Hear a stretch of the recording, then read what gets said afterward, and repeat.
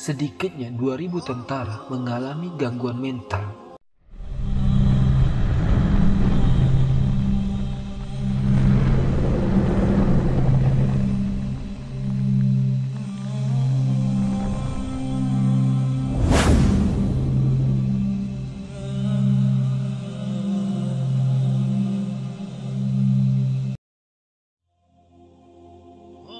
A'udzubillahi minasyaitonirrajim. Bismillahirrahmanirrahim. Assalamualaikum warahmatullahi wabarakatuh.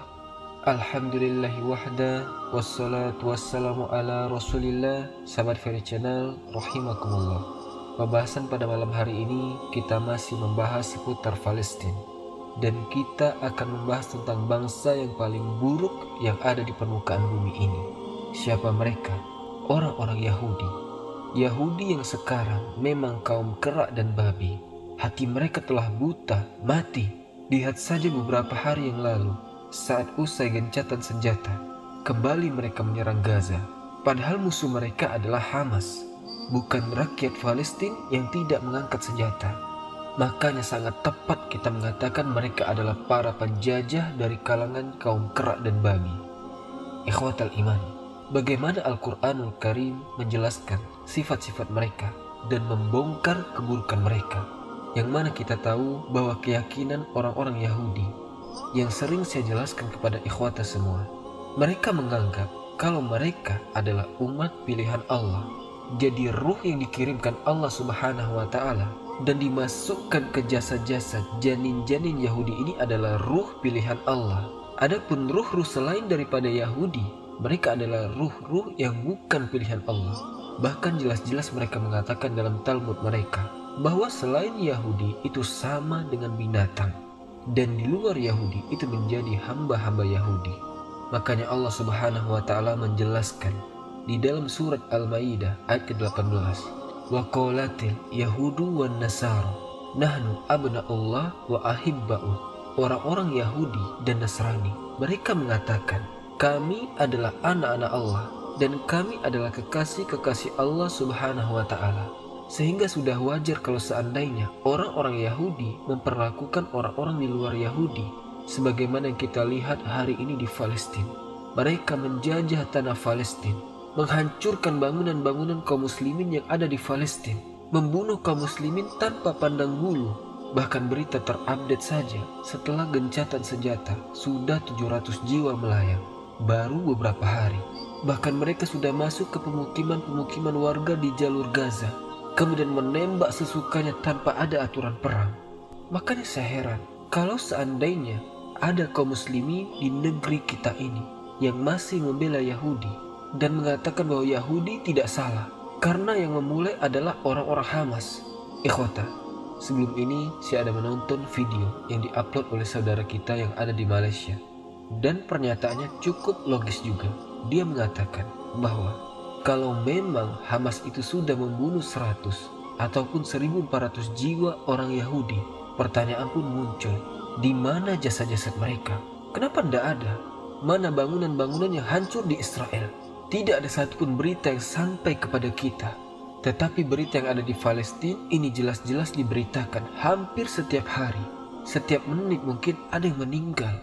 Bangunan hancur di mana-mana. Dan yang meninggal itu sudah hampir 15.000 jiwa.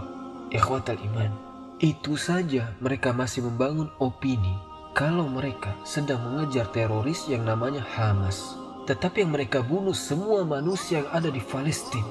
Bahkan janin yang belum lahir saja harus mati, apalagi yang hidup. Memang betul-betul mereka ini mengagendakan untuk genosida besar-besaran. Padahal Allah Subhanahu wa Ta'ala mengatakan, ya ayyuhallazina amanu la tattakhizul yahuda wan nasara awliya ba'duhum awliya ba'din wa man yatawallahu minkum fa innahu minhum. Wahai orang-orang yang beriman, janganlah engkau jadikan orang Yahudi ataupun Nasrani sebagai teman setiamu. Mereka itu sebenarnya satu sama lain melindungi. Lihat bahasa Al-Quran, Yahudi sama Nasrani ini saling melindungi. Makanya lihat komentar-komentar saudara kita yang dari Nasrani, masih juga mereka ngotot bahwa yang berhak dengan tanah Palestina itu orang-orang Yahudi. Ya, karena Nasrani dan Yahudi itu saling melindungi. Tidak heran bagi kita berdasarkan nas Al-Quran. Allah mengatakan aulia ba'duhum aulia ba'din.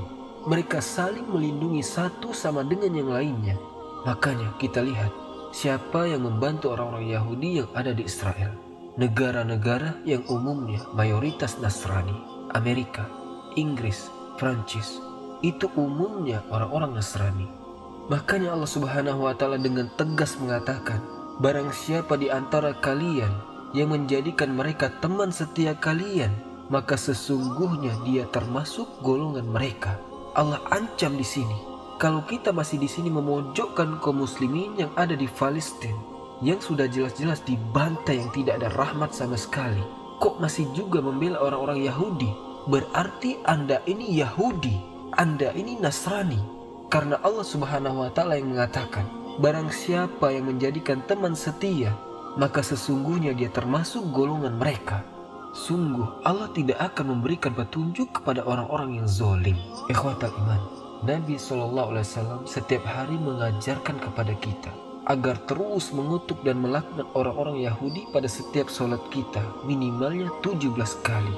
Karena dalam sholat itu kita wajib baca surat Al-Fatihah. Dan surat Al-Fatihah itu menjadi rukun daripada rukun-rukun sholat. Tidak dibaca, tidak sah sholatnya. Dan di dalam surat Al-Fatihah itu Allah Subhanahu wa Ta'ala berfirman ghairil maghdub. Siapa maghdub di sini? Orang-orang Yahudi. Kita disuruh untuk mengatakan al-maghdub, orang-orang yang dilaknat, karena mereka memang kaum yang dilaknat. Bukan Al-Quran saja yang melaknat, tetapi mereka adalah dilaknat berdasarkan Taurat, berdasarkan Injil, bahkan Al-Quranul Karim. Ini umat yang dilaknat Allah Subhanahu wa Ta'ala. Perhatikan kalau tidak percaya. Allah Subhanahu wa Ta'ala berfirman, lu innal lazina kafaru min bani Israel ala lisani Daud wa Isa bin Maryam zalika bima asaw wa kanu ya'tadun.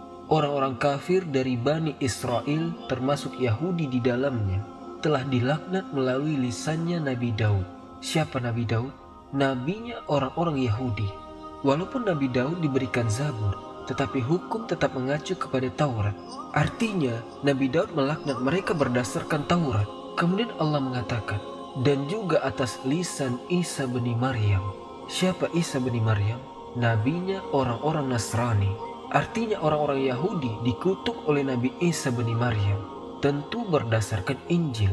Yang demikian itu karena mereka durhaka dan selalu melampaui batas. Jadi ini kaum yang dikutuk oleh Allah berdasarkan semua kitab langit. Baik Tauratnya, baik Injilnya, baik Qur'annya, semua sepakat mengutuk orang-orang Yahudi. Karena mereka kaum yang dikutuk Allah Subhanahu wa Ta'ala. Ikhwatal iman, kalau hari ini kita saksikan begitu kejamnya orang-orang Yahudi kepada saudara-saudara kita yang ada di Palestina. Memang mereka adalah makhluk yang Allah katakan sebagai makhluk perusak. Allah Subhanahu wa Ta'ala sampai mengatakan, wa qadaina ila bani Israel fil kitabi la tufsiduna fil ardi marrataini wa la ta'luna uluwan kabira. Dan kami telah tetapkan kepada Bani Israel dalam kitab itu, maksudnya Taurat, kalian pasti akan berbuat kerusakan di muka bumi 2 kali, dan pasti kamu akan menyombongkan diri dengan kesombongan yang besar. Lihat Al-Quran mengatakan bahwa orang Yahudi itu umat perusak, umat yang dilaknat, bahkan umat yang dihinakan Allah Subhanahu wa Ta'ala. Perhatikan, Allah juga mengatakan di dalam surat Ali Imran ayat 112, mereka orang-orang Yahudi adalah umat yang diliputi kehinaan dimanapun mereka berada. Lihat bahasa Quran, mereka adalah umat yang dihinakan Allah Subhanahu wa Ta'ala dimanapun mereka berada, kecuali jika mereka berpegang teguh dengan agama Allah dan juga perjanjian dengan manusia.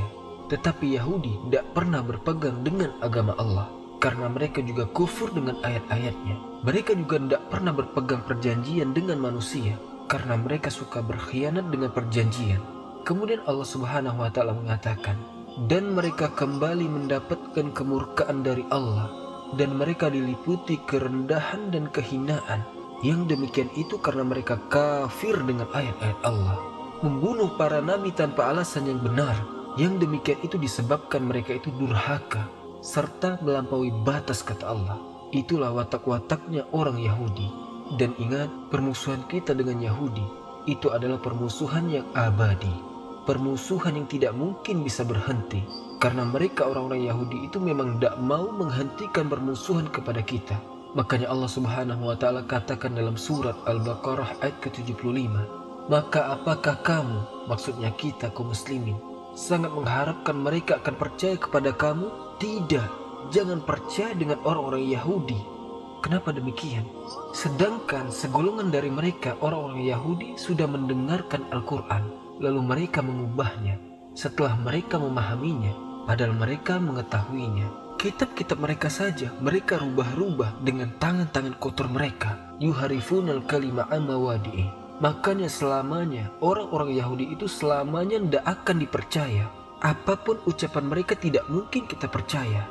Lihat Barat yang selama ini mengusung hak asasi manusia, terutama Amerika, negara adidaya, sedikit-sedikit HAM, pelanggaran HAM. Tiba-tiba kemudian yang berteriak HAM justru negara yang paling besar menyokong penjajahan di Palestina, mengirim tentara, mengirim senjata, mengirim amunisinya untuk menghancurkan kaum muslimin yang ada di sana. HAM dari mana?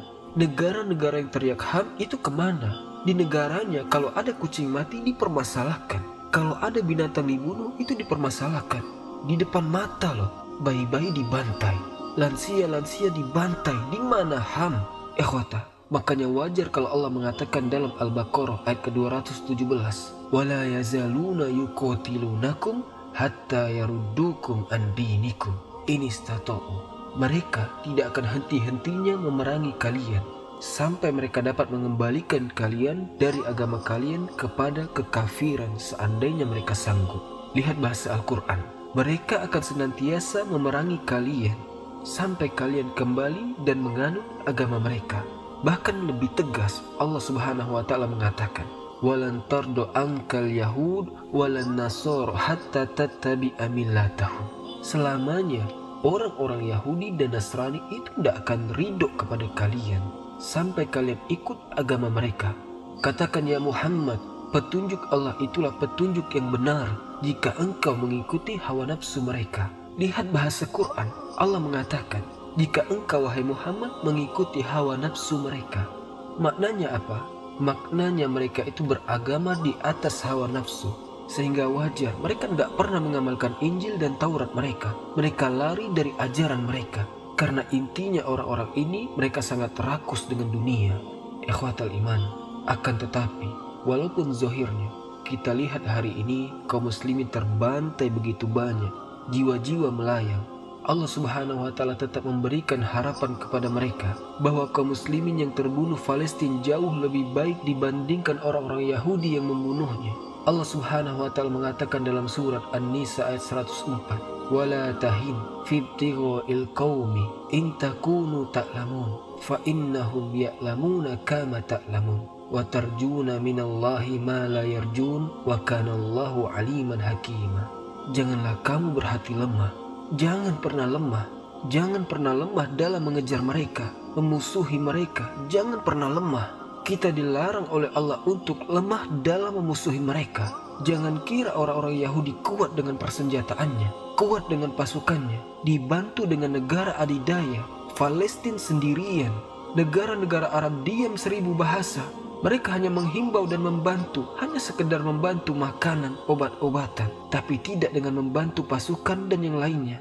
Maka Allah mengatakan, janganlah kamu berhati lemah untuk memusuhi mereka. Jika kamu menderita kesakitan, kata Allah, maka sungguh mereka pun menderita kesakitan yang sama, sebagaimana kamu juga menderitanya, sebagaimana kamu mengharap kepada Allah, tapi mereka tidak punya harapan di hadapan Allah. Kamu mengharap kepada Allah dari apa yang tidak mereka harapkan, dan Allah maha mengetahui lagi maha bijaksana. Zohirnya kaum muslimin kesakitan, berteriak-teriak kesakitan, kemudian di antara mereka meninggal begitu saja. Tetapi meninggalnya kaum muslimin entah terkena runtuhan, tembakan, bom, tank dan lain-lain. Ingat Allah mengatakan, kamu punya harapan, tapi orang-orang Yahudi tidak punya harapan sedikit pun. Dan jangan sekali-kali kalian mengira bahwa orang-orang yang gugur di jalan Allah itu mati. Mereka tidak mati. Zohirnya saja, jasadnya yang mati. Mereka tidak mati. Sebenarnya mereka masih hidup di sisi Allah dan mereka mendapatkan rezeki. Dan Allah Subhanahu wa Ta'ala juga mengatakan dalam ayat yang lain, jika kamu mendapat luka, maka mereka pun pasti akan mendapati luka yang sama. Dan masa kejayaan dan kehancuran itu kami pergilirkan di antara manusia. Hei Yahudi, kalian bisa sombong hari ini mengalahkan saudara-saudara kami yang ada di Palestina. Tapi ingat Allah mengatakan, wa tilkal ayyam nudawiluha bainan nas. Hari itu akan digilir, hari itu akan diputar.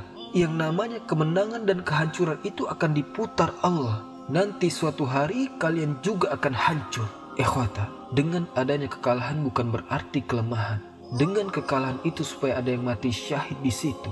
Dengan seperti ini muncullah makhluk-makhluk yang paling mulia di permukaan bumi, para syuhada. Dengan banyaknya gugur itu mereka jadi para syuhada, dan mereka menjadi orang-orang mulia di sisi Allah Subhanahu wa Ta'ala, dan mereka akan mendapatkan 100 tingkatan di surga. Ikhwatal iman, teruslah doakan saudara-saudara kita di Palestina, dan terus doakan kebinasaan dan kehancuran untuk Yahudi yang menjajah Palestina. Ada berita dari Timur Tengah, di Indonesia juga ada, bahwasanya ada bakteri berbahaya yang menyerang pasukan Israel. Sedikitnya 2000 tentara mengalami gangguan mental, dan juga sebagian banyak yang lain terkena penyakit bakteri Shigella, yang mana bakteri ini dikatakan merusak usus, merusak saluran pencernaan, membuat seseorang bisa buang air besar 10-30 kali sehari. Infeksi pencernaan, sehari 10-30 hari buang air besar. Walhamdulillah, ingat, ini adalah awal azab Allah turun kepada mereka. Maka jangan kita bosan untuk mendoakan mereka. Terus panjatkan doa agar mereka dibinasakan oleh Allah Subhanahu wa Ta'ala, diberikan kehancuran bagi mereka agar Allah azab mereka. Semoga apa yang disampaikan ini ada manfaatnya. Subhanakallahumma wa bihamdika asyhadu an la ilaha illa ant astaghfiruka wa atubu ilaik. Assalamualaikum warahmatullahi wabarakatuh.